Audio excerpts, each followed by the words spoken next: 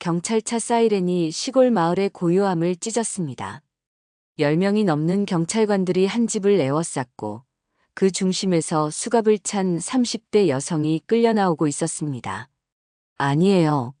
오해예요. 여자의 절규가 마을 전체에 울려 퍼졌습니다. 이웃들이 하나둘 나와 이 믿기 어려운 광경을 바라보았습니다. 평소 그렇게 다정해 보였던 엄마가, 그렇게 착해 보였던 며느리가 경찰에게 체포되고 있었던 것입니다. 그 순간 집 마당 한편에서 7살 여자아이를 품에 안고 있는 할아버지의 모습이 보였습니다. 평소 온화하기만 했던 그의 눈에는 지금까지 아무도 본 적 없는 차가운 빛이 흘러내리고 있었습니다. 할아버지, 저 사람들은 누구예요? 아이가 떨리는 목소리로 물었습니다. 할아버지는 아이의 머리를 쓰다듬으며 조용히 대답했습니다. 지은아, 이제 괜찮단다. 하지만 대체 무슨 일이었을까요? 평범해 보였던 이 시골 가족에게 무슨 일이 벌어진 걸까요? 그리고 왜 할아버지의 눈빛은 그렇게 달라져 있었을까요? 이 놀라운 반전의 전체 이야기가 궁금하시다면 구독 버튼을 눌러주세요. 평범해 보이는 사람들의 숨겨진 이야기를 매일 전해드립니다. 알림 설정까지 해두시면 새로운 이야기를 놓치지 않으실 거예요. 이 모든 일은 사흘 전부터 시작되었습니다. 영수야, 오늘도 나와서 화투 한 판 어떠냐? 마을 정자에서 이웃 할아버지들이 김영수를 부르고 있었습니다. 올해 69인 김영수는 이 마을에서 가장 인기 있는 할아버지 중 한 명이었습니다.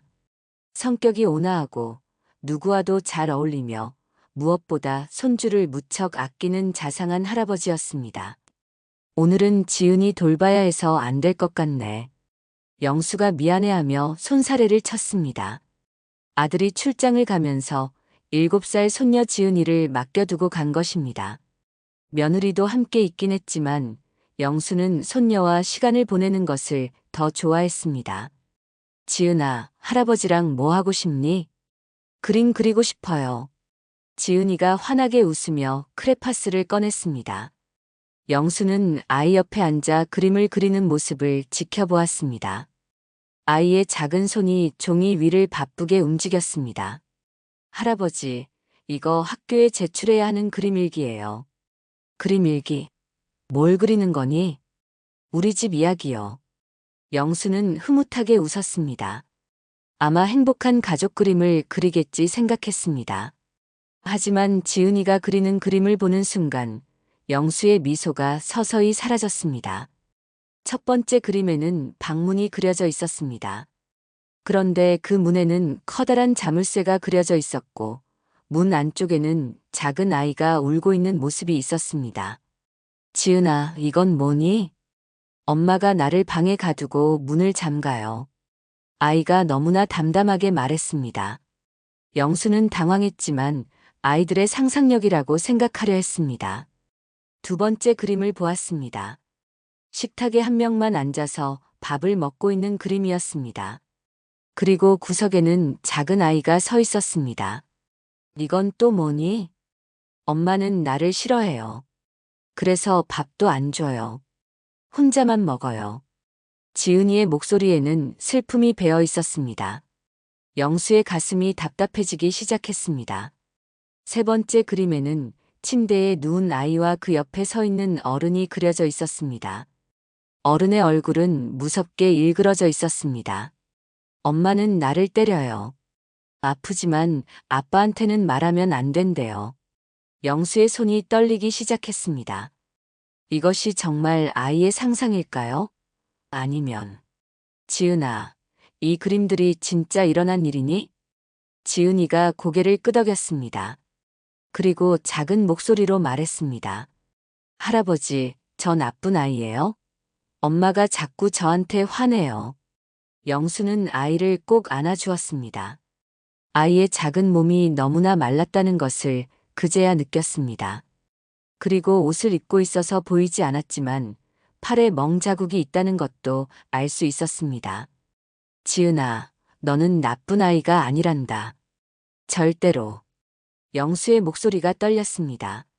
하지만 동시에 그의 눈에는 이상한 빛이 스치기 시작했습니다.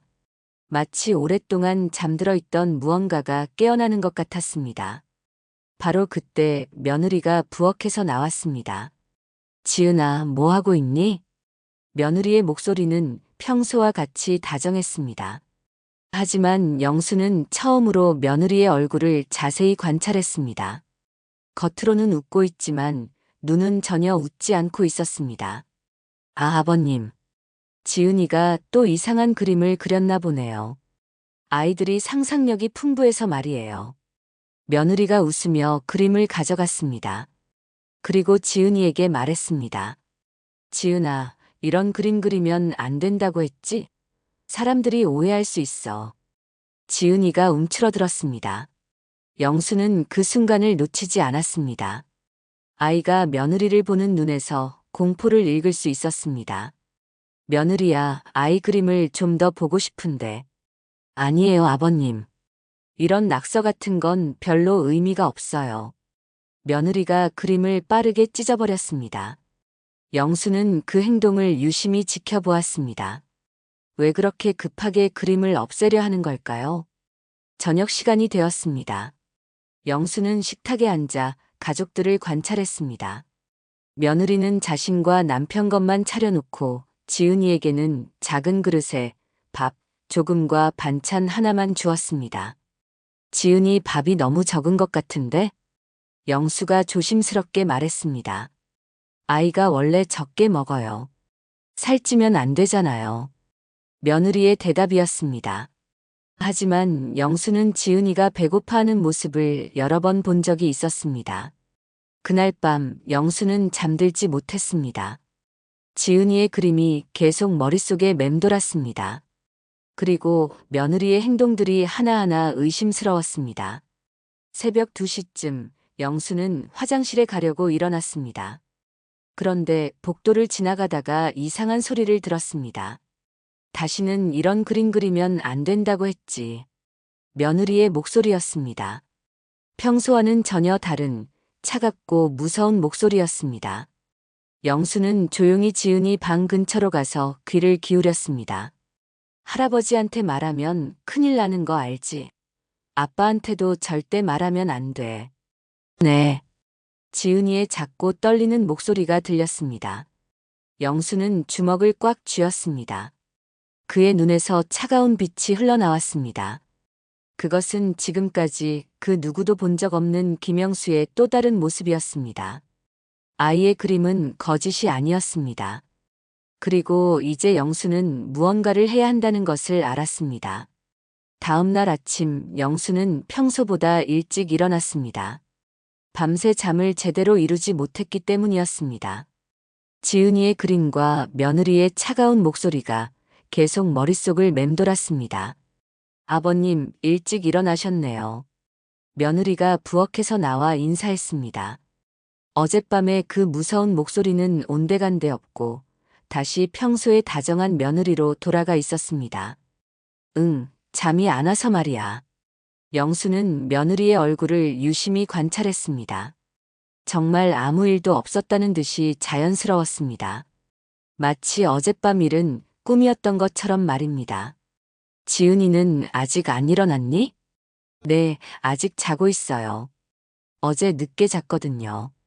며느리의 대답에 영수는 속으로 고개를 갸웃했습니다.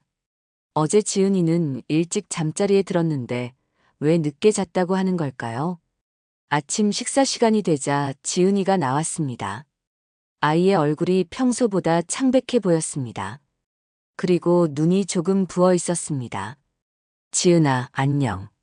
영수가 다정하게 인사했습니다. 지은이는 작게 웃으며 대답했지만 그 웃음이 어색해 보였습니다. 며느리가 지은이에게 밥을 주었습니다. 역시 작은 공기에 밥 조금과 김치 몇 조각뿐이었습니다. 지은아, 밥 더 먹을까? 영수가 물었습니다. 아니에요, 괜찮아요. 지은이가 빠르게 대답했습니다. 하지만 영수는 아이가 며느리를 힐끔힐끔 쳐다보는 것을 놓치지 않았습니다. 식사를 마친 후 며느리는 장을 보러 나간다고 했습니다. 영수는 이때다 싶어서 지은이와 둘만 남게 되기를 기다렸습니다. 지은아, 할아버지랑 얘기 좀 할까? 네. 지은이가 고개를 끄덕였지만 여전히 불안해 보였습니다. 어제 그린 말인데 정말 엄마가 그렇게 하니? 영수가 조심스럽게 물었습니다. 지은이는 잠시 망설이다가 작은 목소리로 대답했습니다. 엄마가 말하면 안 된다고 했어요. 하지만 할아버지한테는 말해도 돼. 할아버지가 지은이를 지켜줄게. 영수의 따뜻한 말에 지은이의 눈에서 눈물이 흘러내렸습니다. 엄마가 화가 나면 방에 가둬요. 그리고 밥도 안 줘요. 때로는 때리기도 해요. 언제부터니? 아빠가 처음 출장 간 후부터요. 엄마가 그때부터 달라졌어요. 영수의 가슴이 아팠습니다. 아들의 첫 번째 긴 출장은 석 달 전이었습니다. 그러니까 이 일이 석 달 동안이나 계속되고 있었던 것입니다. 왜 아빠한테 말하지 않았니? 엄마가 말하면 아빠도 지은이를 싫어하게 된다고 했어요. 그리고 할아버지도 지은이를 미워하게 된다고 했어요. 영수는 주먹을 꽉 쥐었습니다. 어떻게 아이에게 그런 말을 할 수 있단 말입니까? 지은아, 그건 거짓말이야. 아빠도 할아버지도 지은이를 사랑해. 절대로 미워하지 않아. 정말이에요? 정말이야. 바로 그때 현관문이 열리는 소리가 들렸습니다. 며느리가 돌아온 것입니다. 지은이는 재빠르게 눈물을 닦고 평소 모습으로 돌아갔습니다. 아버님, 지은이랑 뭐 하고 계세요? 며느리가 웃으며 물었습니다. 그냥 얘기하고 있었어. 아, 그러셨구나. 지은아, 엄마가 과자 사왔어. 며느리가 지은이에게 과자를 건넸습니다. 하지만 영수는 그 과자가 유통기한이 지난 것임을 알아챘습니다. 점심시간이 되었습니다. 며느리는 자신과 영수에게는 정성스럽게 차린 식사를 내놓았지만 지은이에게는 여전히 부족한 양의 음식만 주었습니다. 며느리야, 지은이 밥이 너무 적은 것 같은데. 영수가 다시 한번 말했습니다. 아이가 원래 소식이에요. 억지로 많이 먹이면 배탈 날 수도 있고요. 며느리의 대답은 그럴듯했습니다. 하지만 영수는 지은이가 배고파하는 모습을 여러 번 봤기 때문에 그 말을 믿을 수 없었습니다. 오후에 이웃 할머니가 찾아왔습니다. 영수야, 지은이 괜찮니? 요즘 많이 말랐던데. 이웃 할머니의 말에 며느리가 재빠르게 대답했습니다. 아이가 원래 마른 체질이에요. 잘 먹지도 않고요. 그래도 너무 말랐는 것 같은데. 밥 좀 더 먹여야 하는 거 아닌가? 괜찮아요. 의사 선생님도 문제 없다고 하셨어요. 며느리는 능숙하게 상황을 넘겼습니다. 하지만 영수는 의사에게 데려간 적이 없다는 것을 알고 있었습니다. 이웃 할머니가 돌아간 후 며느리의 표정이 순간 딱딱해졌습니다. 그리고 지은이를 쳐다보며 차가운 눈빛을 보냈습니다. 지은아, 방에 들어가서 숙제해. 네. 지은이가 고개를 숙이고 방으로 들어갔습니다. 영수는 그 모습을 지켜보며 가슴이 답답했습니다. 저녁 시간 아들이 출장에서 돌아왔습니다. 아버지, 안녕하세요. 지은아, 아빠 왔다. 아들이 환하게 웃으며 인사했습니다. 지은이가 달려나와 아빠를 안았습니다. 지은아, 아빠 없는 동안 잘 지냈니? 네. 지은이의 대답이 힘이 없었지만 아들은 피곤해서 그런 줄로만 알았습니다. 여보, 지은이 많이 말랐네? 아들이 며느리에게 물었습니다. 요즘 입맛이 없어서 그래요. 걱정 마세요. 며느리가 자연스럽게 대답했습니다. 저녁 식사 자리에서 영수는 아들과 며느리의 모습을 관찰했습니다. 며느리는 아들 앞에서는 완전히 다른 사람이 되어 있었습니다. 지은이에게도 다정하게 굴었고 밥도 충분히 주었습니다. 지은아, 많이 먹어. 고마워요, 엄마. 지은이도 아빠가 있을 때는 조금 더 편안해 보였습니다. 하지만 영수는 속을 수 있었습니다. 며느리가 아들이 보는 앞에서만 연기를 하고 있다는 것을 말입니다. 그날 밤 아들은 출장 피로로 일찍 잠들었습니다. 영수는 일부러 늦게까지 깨어 있었습니다. 자정이 넘어서 예상했던 일이 벌어졌습니다. 너 때문에 이웃들이 이상하게 생각하잖아. 말랐다고 하고. 며느리의 차가운 목소리가 지은이 방에서 들려왔습니다. 죄송해요. 앞으로 더 조심해. 아빠 앞에서는 많이 먹는 척하고 다른 사람들 앞에서는 아무 말도 하지 마. 네. 영수는 문 앞에서 주먹을 꽉 쥐고 서 있었습니다. 당장 들어가서 며느리를 맞고 싶었지만 확실한 증거가 필요했습니다. 내일부터는 더 조용히 해. 할아버지가 이상하게 생각하고 있어. 며느리의 말에 영수는 소름이 돋았습니다. 며느리가 자신을 의심하고 있다는 것을 알아챈 것입니다. 다음 날 아침 영수는 결심했습니다. 더 이상 가만히 있을 수 없었습니다. 하지만 섣불리 행동해서는 안 되었습니다. 계획이 필요했습니다. 아들이 다시 출장을 떠난 후 영수는 며느리의 행동을 더욱 주의 깊게 관찰하기 시작했습니다. 그리고 놀라운 사실을 발견했습니다. 며느리는 이웃들이나 다른 사람들 앞에서는 완벽한 엄마 역할을 했습니다. 하지만 아무도 보지 않을 때는 완전히 다른 사람이 되었습니다. 이제 확실해졌어. 영수가 혼자 중얼거렸습니다. 그의 눈에는 지금까지 아무도 본 적 없는 차가운 빛이 흘러나오고 있었습니다. 그것은 오랫동안 잠들어 있던 김영수의 진짜 모습이 깨어나는 순간이었습니다. 영수는 그날부터 완전히 달라졌습니다. 겉으로는 여전히 평범한 할아버지였지만 내면에서는 무언가가 깨어나고 있었습니다. 오늘은 마당 정리를 좀 해야겠어. 영수가 며느리에게 말했습니다. 사실 마당 정리는 핑계였습니다. 집 주변에서 며느리와 지은이의 모습을 관찰하기 위해서였습니다. 마당에서 화분을 정리하는 척하면서 영수는 집 안 상황을 주의 깊게 지켜보았습니다. 며느리는 아침부터 지은이에게 차가운 태도를 보이고 있었습니다. 지은아, 방 정리했니? 며느리의 목소리에는 짜증이 섞여 있었습니다. 네, 했어요. 제대로 했는지 확인해 볼까? 며느리가 지은이 방으로 들어가는 모습이 보였습니다. 잠시 후 큰 소리가 들렸습니다. 이게 뭐야? 이렇게 해놓고 정리했다고. 영수는 몸을 일으켜 창문 쪽으로 다가갔습니다. 며느리가 지은이를 꾸짖는 모습이 선명하게 보였습니다. 다시 해. 제대로 안 하면 오늘 저녁 없어. 지은이가 고개를 떨구고 다시 방 정리를 시작했습니다. 영수는 그 모습을 보며 가슴이 아팠습니다. 오전 10시쯤 이웃 아주머니가 찾아왔습니다. 안녕하세요. 며느리의 목소리가 갑자기 밝아졌습니다. 마치 방금 전에 그 차가운 모습은 전혀 없었던 것처럼 말입니다. 지은이 어디 있어요? 아, 방에서 공부하고 있어요. 지은아, 이모가 오셨어. 며느리가 다정하게 지은이를 불렀습니다.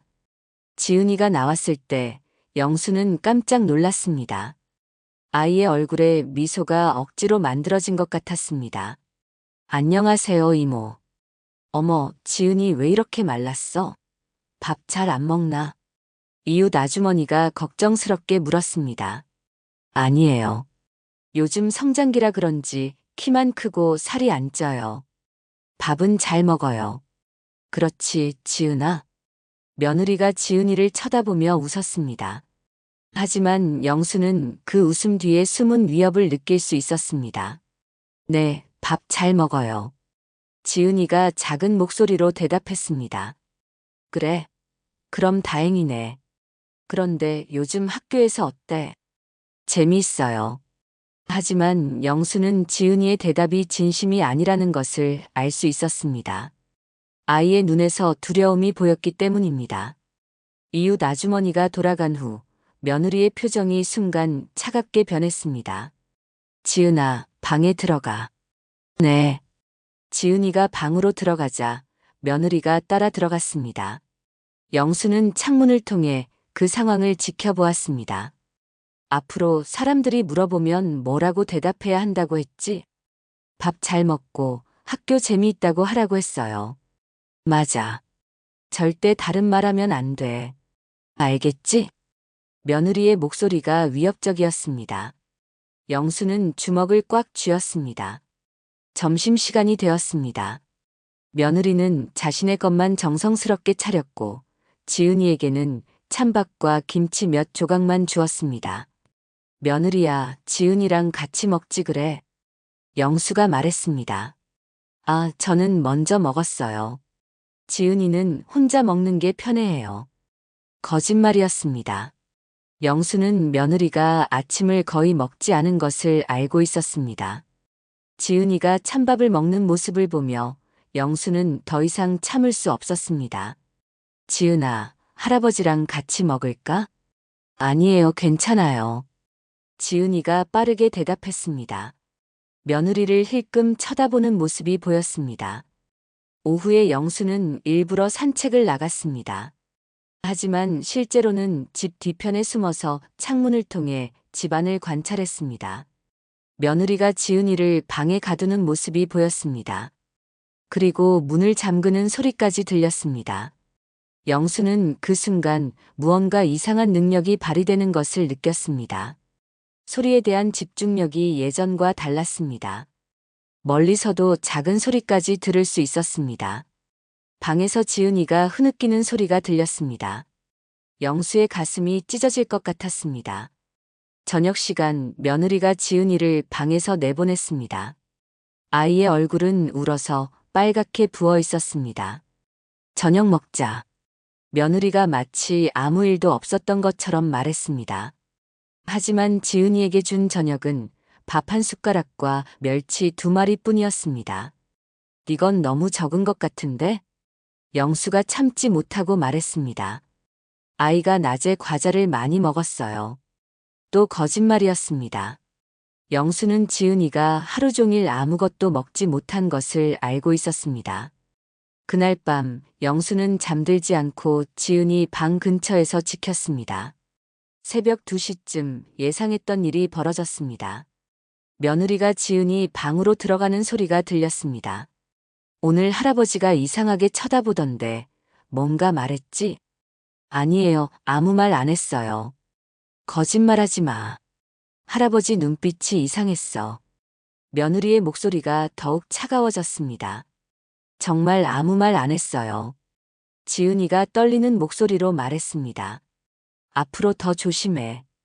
할아버지가 이상하게 생각하기 시작했어. 만약에 뭔가 발각되면 너도 끝이야. 영수는 그 말을 듣고 전율했습니다. 며느리가 이미 자신을 의심하고 있다는 것을 알았습니다. 하지만 동시에 영수는 이상한 평정심을 느꼈습니다. 마치 이런 상황에 익숙한 사람처럼 차분하게 상황을 판단하고 있었습니다. 다음 날 영수는 더욱 조심스럽게 행동했습니다. 겉으로는 평범한 할아버지인 척하면서 더욱 세밀하게 증거를 수집하기 시작했습니다. 며느리가 시장에 간 사이 영수는 지은이와 단둘이 있게 되었습니다. 지은아, 할아버지가 뭔가 물어봐도 될까? 네. 지은이가 고개를 끄덕였지만 여전히 불안해 보였습니다. 엄마가 언제 화를 내니? 아빠가 없을 때요. 그리고 다른 사람들이 없을 때요. 그럼 아빠가 있을 때는 어때? 그때는 괜찮아요. 엄마가 착해져요. 영수는 며느리의 패턴을 파악하기 시작했습니다. 완전히 계획적이고 의도적인 행동이었습니다. 지은아, 혹시 아픈 곳은 없니? 지은이가 잠시 망설이다가 소매를 걷어 올렸습니다. 팔에 멍자국이 여러 개 있었습니다. 영수의 눈이 차갑게 변했습니다. 하지만 아이 앞에서는 감정을 숨겼습니다. 언제 다쳤니? 어제요. 방 정리를 제대로 안 했다고 해서요. 영수는 속으로 복잡한 계산을 하고 있었습니다. 며느리의 행동 패턴, 증거 수집 방법, 그리고 지은이를 안전하게 보호하는 방법까지. 마치 오랫동안 이런 일을 해온 사람처럼 체계적으로 생각하고 있었습니다. 지은아, 할아버지가 꼭 지켜줄게. 조금만 더 참아. 정말이에요? 정말이야. 할아버지를 믿어. 영수의 눈에는 확신이 가득했습니다. 그리고 그 확신 뒤에는 지금까지 아무도 본 적 없는 위험한 빛이 흘러나오고 있었습니다. 며느리가 돌아오기 전 영수는 집 안 곳곳을 세밀하게 관찰했습니다. 지은이 방 문의 자물쇠, 부엌의 냉장고 상태, 그리고 며느리가 지은이를 가두는 패턴까지 모든 것이 머릿속에 정리되어 갔습니다. 마치 오랫동안 이런 일을 전문적으로 해온 사람처럼 말입니다. 이제 시작이야. 영수가 혼자 중얼거렸습니다. 그의 눈에서 나오는 빛은 더 이상 평범한 할아버지의 것이 아니었습니다. 영수는 그날부터 완전히 다른 사람이 되었습니다. 겉으로는 여전히 평범한 할아버지였지만 그의 행동에는 묘한 체계성이 있었습니다. 아침 일찍 영수는 마을 이장님을 찾아갔습니다.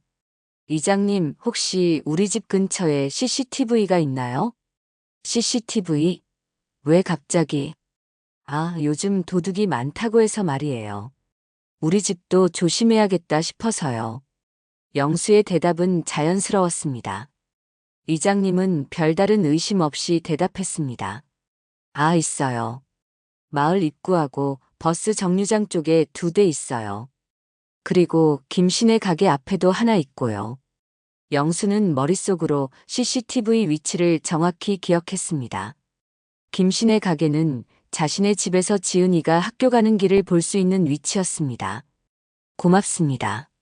집으로 돌아온 영수는 지은이의 등교 시간을 유심히 관찰했습니다.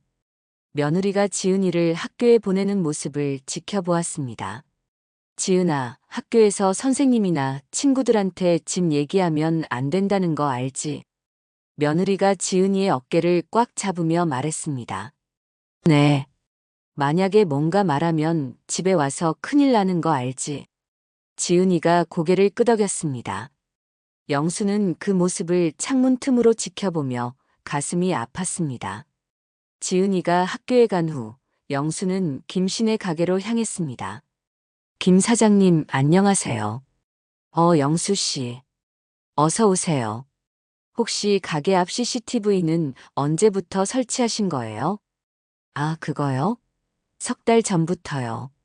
요즘 세상이 어수선해서 말이에요. 3달 전. 바로 며느리가 지은이를 학대하기 시작한 시점과 일치했습니다. 혹시 CCTV 영상을 볼 수 있나요? 왜요? 무슨 일 있으셨어요? 영수는 잠시 망설였습니다. 너무 직접적으로 말하면 의심받을 수 있었습니다. 아, 우리 지은이가 학교 가는 모습이 궁금해서요. 요즘 아이가 좀 이상해서 말이에요. 김 사장의 표정이 진지해졌습니다. 아, 저도 요즘 지은이가 많이 말랐다고 생각했어요. 예전에는 통통하고 밝았는데 말이에요. 그렇죠? 그래서 좀 확인해보고 싶어서요. 그럼 잠깐만요. 김 사장이 CCTV 모니터를 켰습니다. 영수는 화면을 주의 깊게 관찰했습니다. 일주일 전 영상이었습니다. 지은이가 학교에 가는 모습이 보였습니다. 아이가 걸어가다가 갑자기 주저앉는 모습이 보였습니다. 지은이가 왜 주저앉았지? 김 사장이 이상해하며 말했습니다. 영수는 화면을 더 자세히 보았습니다. 지은이가 배를 움켜잡고 있는 모습이 보였습니다. 배가 고파서 힘이 없었던 것 같았습니다. 좀 더 예전 영상도 볼 수 있을까요? 네, 1달 전까지는 남아 있어요. 영수는 여러 날짜의 영상을 확인했습니다. 시간이 지날수록 지은이의 모습이 점점 초라해지는 것이 보였습니다. 옷도 점점 헐렁해지고 걸음걸이도 힘이 없어졌습니다. 이상하네요. 며느리가 아이를 잘 돌보는 줄 알았는데 김 사장이 걱정스럽게 말했습니다. 혹시 이 영상들을 복사할 수 있을까요? 복사요? 왜요? 영수는 잠시 생각했습니다. 어떻게 설명해야 할까요? 아이 건강 때문에 병원에 가야 할 것 같아서요. 의사 선생님께 보여드리려고요. 아, 그렇다면야. 잠깐만요. 김 사장이 USB에 영상을 복사해 주었습니다. 영수는 그것을 조심스럽게 받아서 주머니에 넣었습니다. 집으로 돌아온 영수는 이웃들과 자연스럽게 대화를 나누기 시작했습니다. 하지만 그 대화에는 명확한 목적이 있었습니다. 박 할머니, 혹시 우리 지은이 어떻게 보세요? 지은이? 예쁜 아이지. 그런데 요즘 많이 말랐던데? 그렇죠? 저도 그래서 걱정이에요. 며느리가 밥을 제대로 안 주나? 아이가 너무 말랐어. 영수는 이웃들의 반응을 하나하나 기억했습니다. 모든 사람들이 지은이의 변화를 눈치채고 있었습니다. 오후에 지은이가 학교에서 돌아왔습니다. 영수는 아이를 자세히 관찰했습니다. 학교 가방이 평소보다 가벼워 보였습니다. 지은아, 학교에서 점심 먹었니? 네. 하지만 지은이의 대답이 힘이 없었습니다. 뭘 먹었는데? 밥이랑 반찬이요. 영수는 아이가 거짓말하고 있다는 것을 직감적으로 알았습니다. 아이의 눈빛에서 배고픔이 보였기 때문입니다. 며느리가 부엌에서 나왔습니다. 지은아, 간식 줄까? 네. 하지만 며느리가 준 간식은 작은 비스킷 2개뿐이었습니다. 영수는 그것도 유통기한이 지난 것임을 알아챘습니다. 저녁 시간이 되었습니다. 영수는 며느리가 지은이에게 주는 음식의 양을 정확히 기억했습니다. 밥 반 공기, 김치 3조각, 멸치 5마리. 성장기 아이에게는 절대적으로 부족한 양이었습니다. 그날 밤 영수는 특별한 일을 했습니다. 작은 수첩을 꺼내서 하루 종일 관찰한 내용을 꼼꼼히 적기 시작했습니다. 시간, 장소, 상황, 증인, 증거. 마치 전문가가 하는 것처럼 체계적으로 정리했습니다. 오전 8시 30분 며느리가 지은이에게 협박성 발언. 증인 없음. 오전 9시 지은이 등교길 CCTV 확인. 아이가 주저앉는 모습 포착. 오후 5시 저녁 식사량 확인. 성인 기준 4분의 1 수준. 영수의 기록은 놀라울 정도로 정확하고 체계적이었습니다. 마치 이런 일을 오랫동안 해온 사람처럼 말입니다. 다음 날 영수는 지은이의 담임 선생님을 만나러 학교에 갔습니다. 안녕하세요, 지은이 할아버지시죠? 네, 안녕하세요. 지은이 때문에 오셨나요? 선생님의 표정이 심각해졌습니다. 혹시 지은이에게 문제가 있나요? 요즘 지은이가 많이 달라졌어요. 예전에는 밝고 활발했는데 지금은 많이 조용해졌어요. 영수의 가슴이 뛰기 시작했습니다. 그리고 급식도 거의 못 먹어요. 다른 아이들보다 훨씬 적게 먹고 자주 배가 아프다고 해요. 언제부터 그랬나요? 3달 전쯤부터요. 처음에는 단순히 컨디션이 안 좋은 줄 알았는데 계속 그러니까 걱정이 되더라고요. 영수는 선생님의 말을 하나하나 기억했습니다. 모든 것이 일치하고 있었습니다. 혹시 지은이가 집에 대해서 뭔가 말한 적 있나요? 선생님이 잠시 망설였습니다. 사실은 한번 지은이가 그림을 그렸는데 좀 이상했어요. 어떤 그림이었나요? 집 그림이었는데 문에 자물쇠가 그려져 있고 한 사람은 밖에 있고 한 사람은 안에 갇혀 있는 그림이었어요. 영수의 눈이 차갑게 변했습니다. 그 그림을 볼 수 있을까요? 죄송해요. 지은이가 다음날 가져가서 찢어버렸어요. 엄마가 그러라고 했다면서요. 영수는 모든 것을 이해했습니다. 며느리가 얼마나 치밀하게 증거를 없애고 있는지 알 수 있었습니다. 학교에서 돌아온 영수는 더욱 체계적으로 증거를 수집하기 시작했습니다. 이웃들의 증언, CCTV 영상, 선생님의 증언, 그리고 자신이 직접 목격한 것들. 모든 것을 정확한 시간과 함께 기록했습니다. 그리고 증거가 될 만한 것들은 별도로 보관했습니다.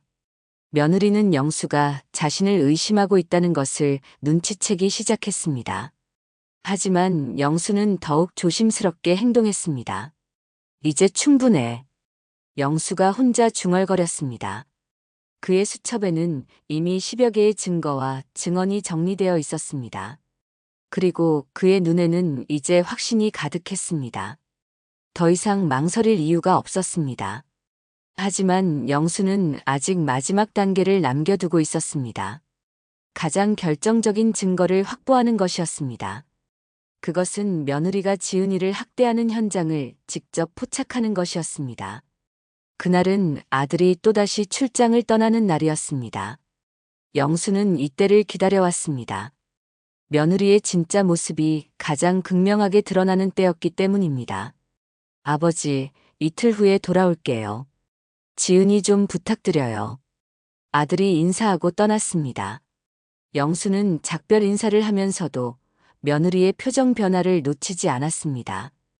아들의 차가 멀어지자마자 며느리의 얼굴에서 가면이 벗겨졌습니다. 지은아, 방에 들어가. 며느리의 목소리가 차가워졌습니다.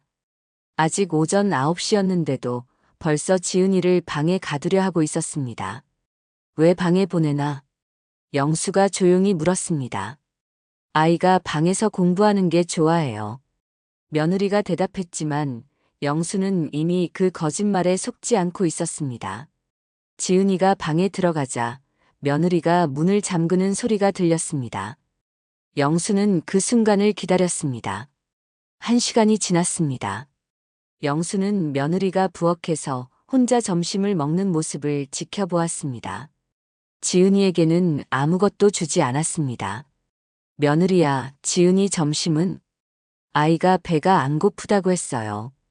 또 거짓말이었습니다. 영수는 지은이가 아침부터 아무것도 먹지 못한 것을 알고 있었습니다. 오후 2시 영수는 결심했습니다. 더 이상 참을 수 없었습니다. 며느리야, 지은이 좀 내보내자. 왜요? 아이가 공부하고 있는데. 공부는 나중에 해도 돼. 아이가 답답할 것 같아. 며느리의 표정이 딱딱해졌습니다. 아버님, 아이 교육은 제가 알아서 할게요. 영수는 며느리의 눈을 똑바로 쳐다봤습니다. 그의 눈빛이 서서히 변하기 시작했습니다. 교육이라고 하는데 아이를 굶기는 게 교육인가? 며느리가 깜짝 놀랐습니다. 영수가 이렇게 직접적으로 말한 것은 처음이었습니다. 무슨 말씀이세요? 아이가 잘 먹고 있는데요. 잘 먹고 있다고. 어제 저녁에 밥 한 공기에 김치 3조각 주는 게 잘 먹는 거야? 며느리의 얼굴이 창백해졌습니다. 영수가 정확히 파악하고 있다는 것을 깨달은 것입니다.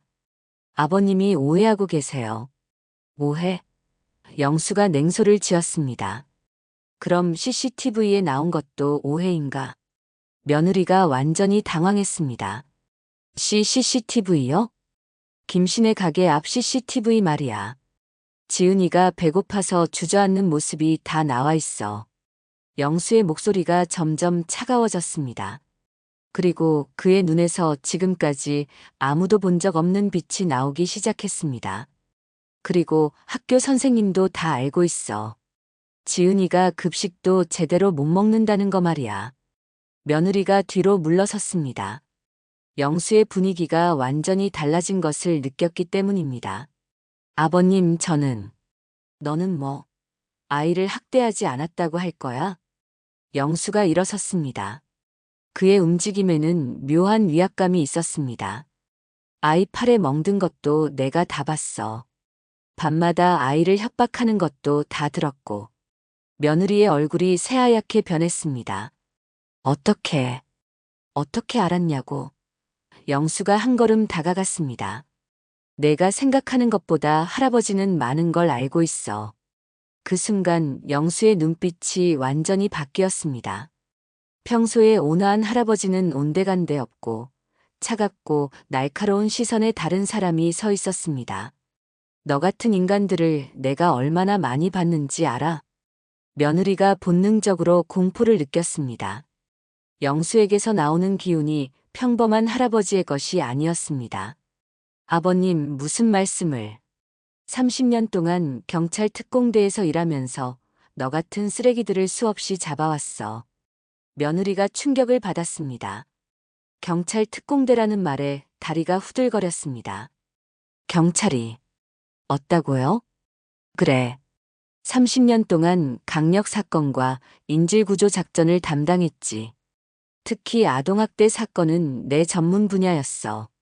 영수의 목소리에는 절대적인 권위가 실려 있었습니다. 내가 지금까지 한 모든 행동들, 아동학대의 전형적인 패턴이야. 아이를 고립시키고 음식을 제한하고 협박으로 입을 막고 며느리가 벽에 등을 대고 물러섰습니다. 아이를 때린 위치도 전형적이야. 옷으로 가려지는 곳만 골라서 때렸지. 흔적이 남지 않게 조심스럽게. 영수의 분석은 정확했습니다. 마치 프로파일러처럼 며느리의 모든 행동을 꿰뚫어보고 있었습니다. 그리고 남편이 있을 때만 연기하는 것, 이웃들 앞에서만 좋은 엄마 행세하는 것. 이런 수법도 내가 수백 번 본 거야. 며느리의 손이 떨리기 시작했습니다. 아버님, 제가 잘못했어요. 앞으로. 영수가 냉소를 지었습니다. 너 같은 인간한테 앞으로가 있다고 생각해? 영수가 주머니에서 USB를 꺼냈습니다.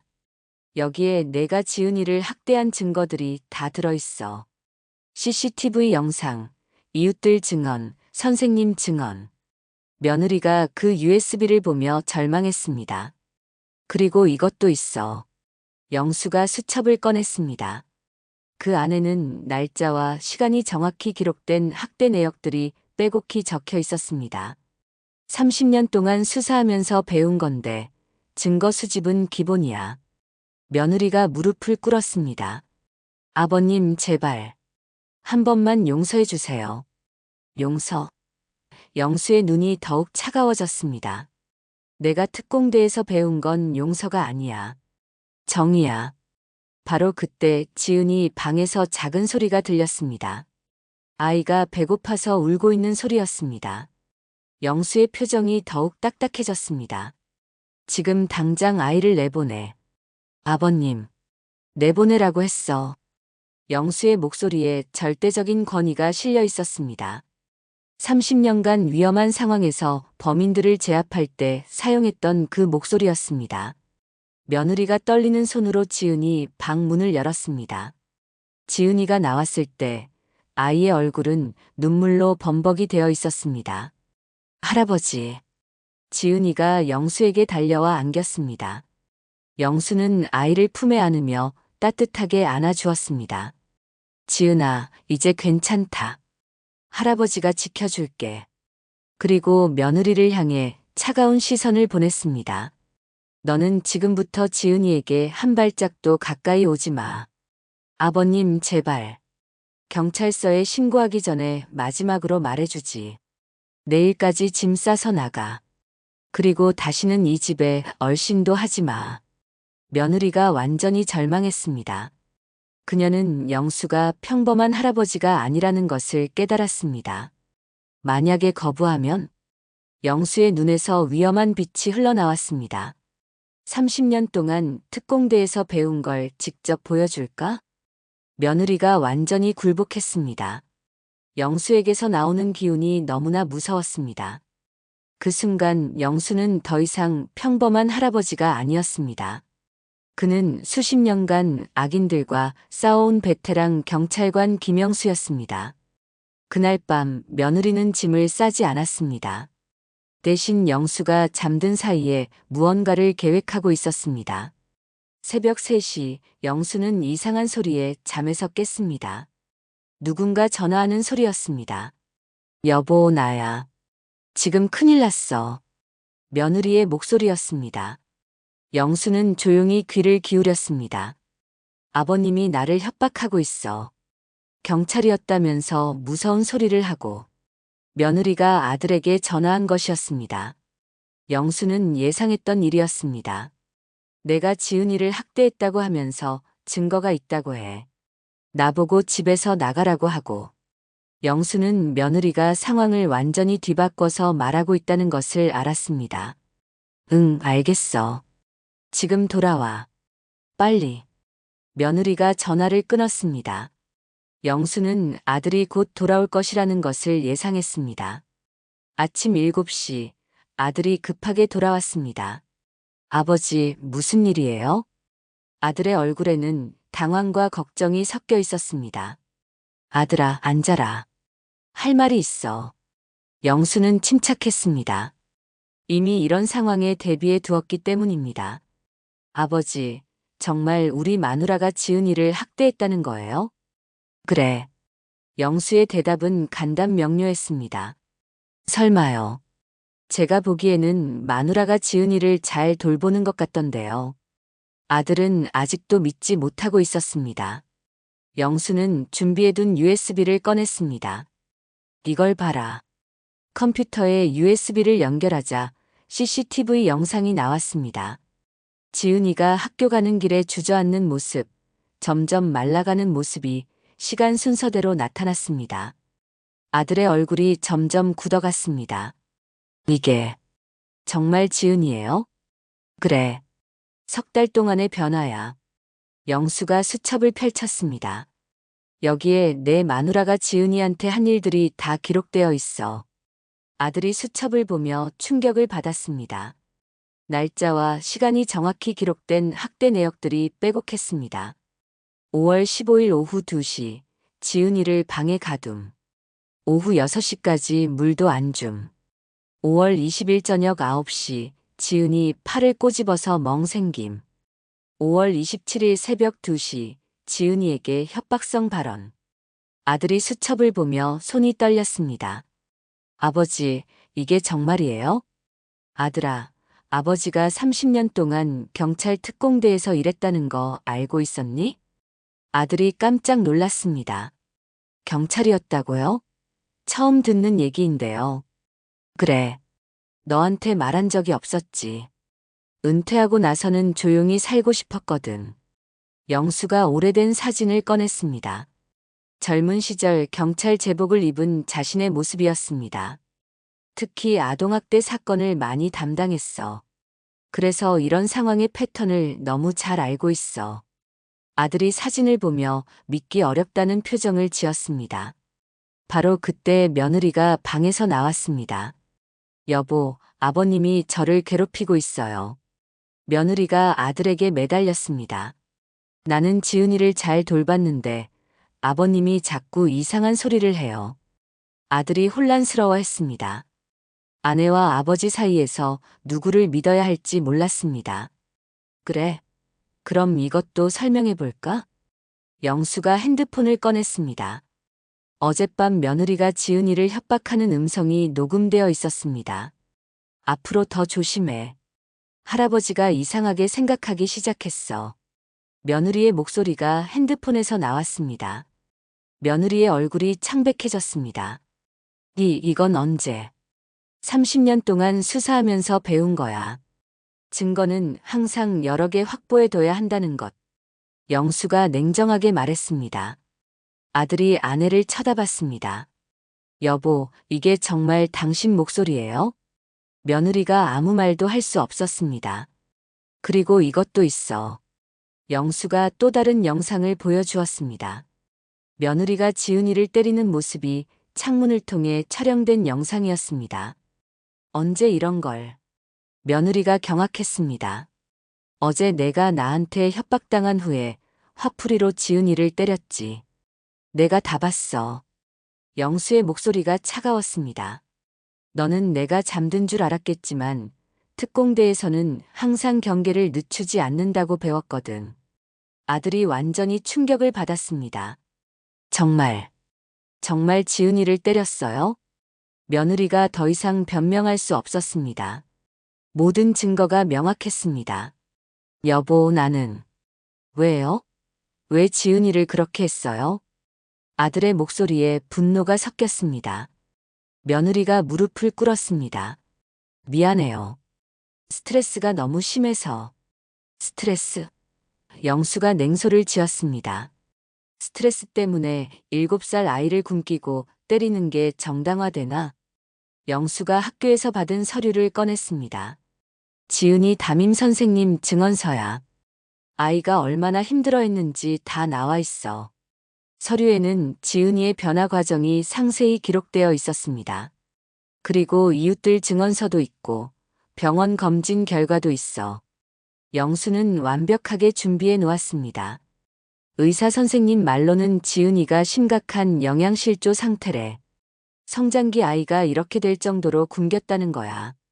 아들이 머리를 감쌌습니다. 아버지, 저는 정말 몰랐어요. 내가 몰랐던 게 아니야. 보려고 하지 않았던 거지. 영수의 말이 아들의 가슴을 찔렀습니다. 내가 여러 번 지은이가 말랐다고 했을 때 너는 왜 관심을 갖지 않았어? 아들이 대답하지 못했습니다. 부모라는 건 아이를 지키는 거야. 그런데 너는 일에만 빠져서 집안을 제대로 살피지 않았어. 영수의 말에 아들이 고개를 숙였습니다. 아버지, 정말 죄송해요. 나한테 사과할 일이 아니야. 지은이한테 사과해야지. 바로 그때 지은이가 방에서 나왔습니다. 아이는 어른들의 대화를 듣고 무서워하고 있었습니다. 지은아, 이리 와. 영수가 지은이를 불렀습니다. 아이가 할아버지에게 달려와 안겼습니다. 아들이 지은이를 보며 눈물을 흘렸습니다. 아이가 정말 많이 말랐고 얼굴에는 두려움이 가득했습니다. 지은아, 아빠가 미안해. 아들이 지은이에게 다가가려 했지만 아이는 무서워서 영수 뒤로 숨었습니다. 지은이는 지금 누구도 믿지 못해. 너희들 때문에 말이야. 영수의 말에 아들과 며느리가 모두 고개를 숙였습니다. 이제 선택해야 할 때야. 영수가 핸드폰을 꺼냈습니다. 경찰서에 신고할 거야. 아동학대는 범죄니까. 며느리가 완전히 절망했습니다. 아버님, 제발 한 번만. 한 번만? 영수의 눈이 차가워졌습니다. 석 달 동안 매일매일 지은이를 괴롭힌 너한테 한 번만이라는 게 있나? 영수는 이미 결심했습니다. 정의는 반드시 실현되어야 했습니다. 112에 신고하겠어. 영수가 번호를 누르기 시작했습니다. 30년간의 경찰 경험이 그에게 확신을 주었습니다. 지은이를 지키는 것, 그것이 그의 마지막 사명이었습니다. 영수가 112를 누르려는 순간 며느리가 갑자기 울음을 터뜨렸습니다. 제발, 제발 그러지 마세요. 하지만 이번에는 변명이나 거짓말이 아니었습니다. 진짜 절망에서 나오는 울음이었습니다. 나는 원래 이런 사람이 아니었어요. 며느리가 바닥에 주저앉으며 말했습니다. 영수는 전화를 잠시 멈췄습니다.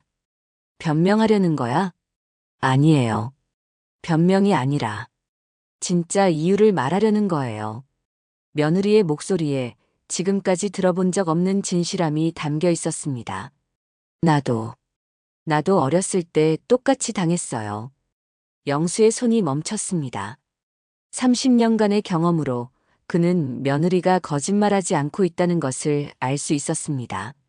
무슨 소리야? 나는 7살부터 12살까지 계모한테 똑같은 일을 당했어요. 며느리가 떨리는 목소리로 말했습니다.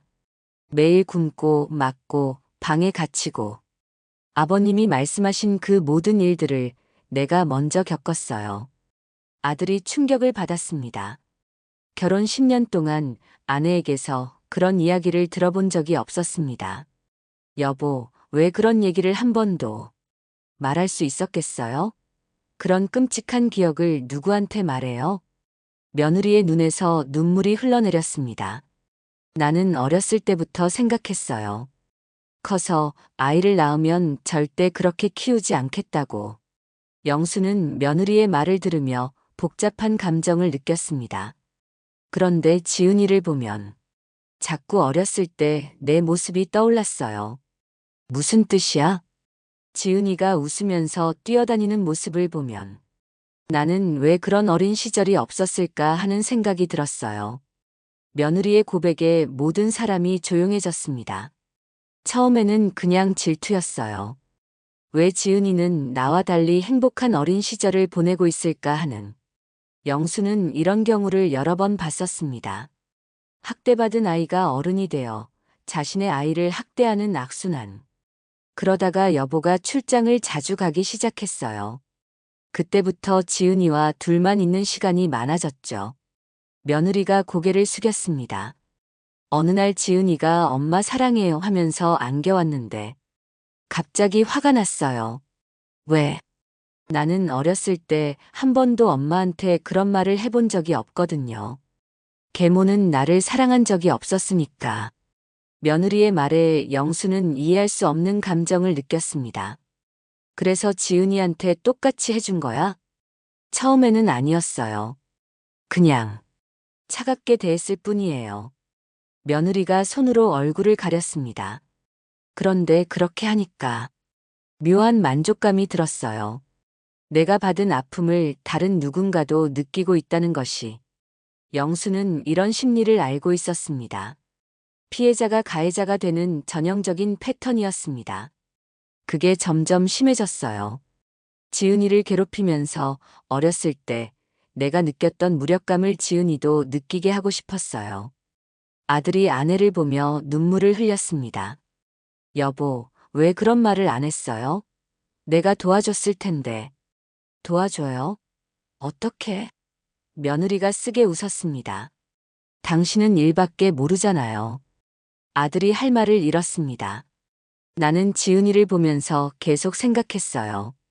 왜 이 아이는 나와 달리 사랑받으면서 자랄까? 공평하지 않다고. 영수는 며느리의 말을 들으며 분노와 동정이 동시에 들었습니다. 그래서 지은이도 나처럼 만들고 싶었어요. 사랑받지 못하는 아이로. 그게 정당화될 수 있다고 생각해? 영수의 목소리는 여전히 차가웠습니다. 아니에요. 정당화될 수 없어요. 며느리가 고개를 저었습니다. 나도 알고 있어요. 내가 얼마나 끔찍한 일을 했는지.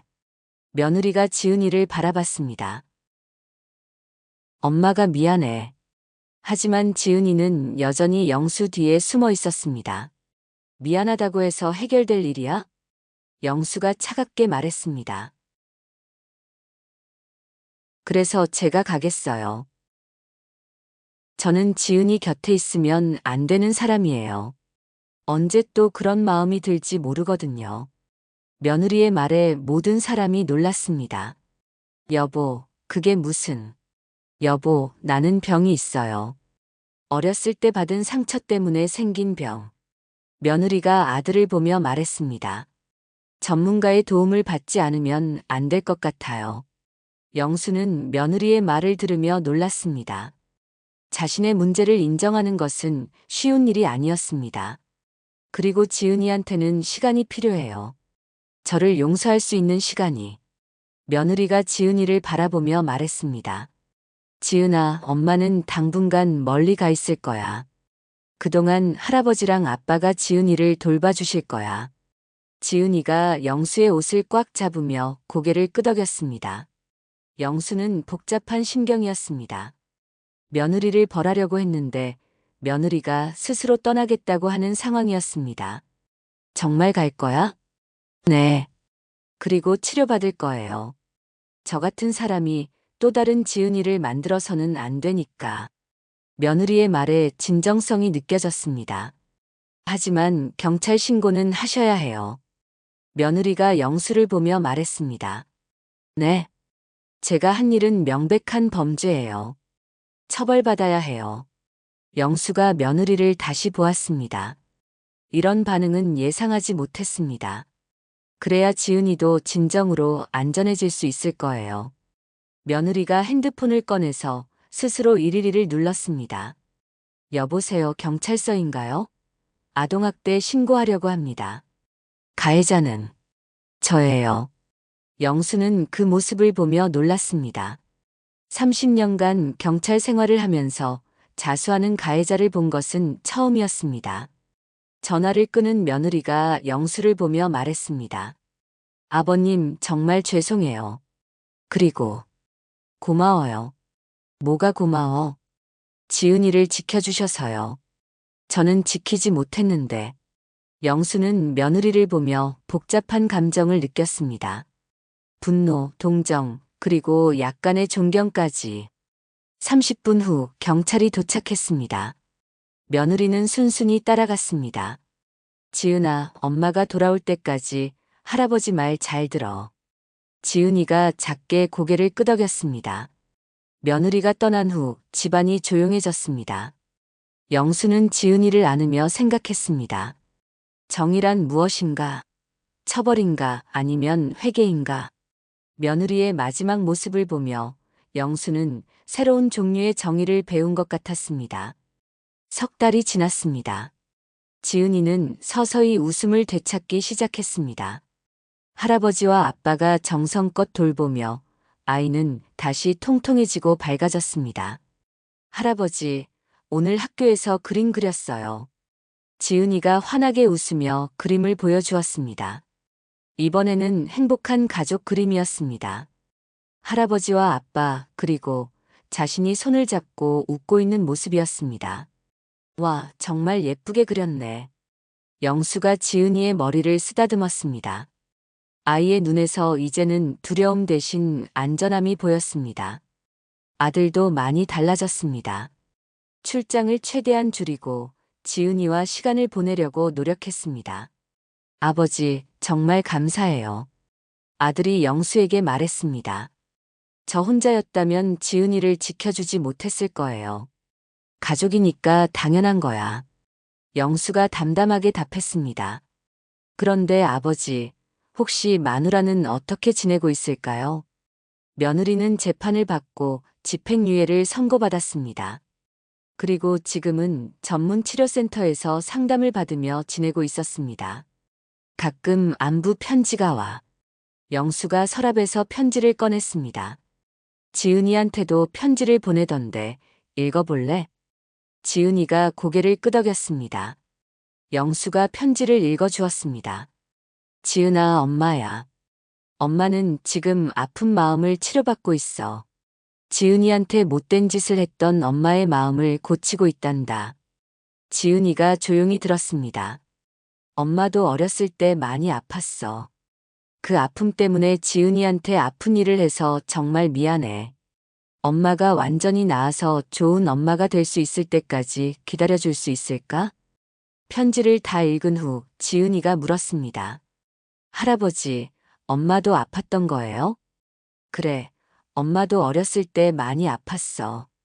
그럼 엄마가 나를 아프게 한 건 엄마도 아팠기 때문이에요?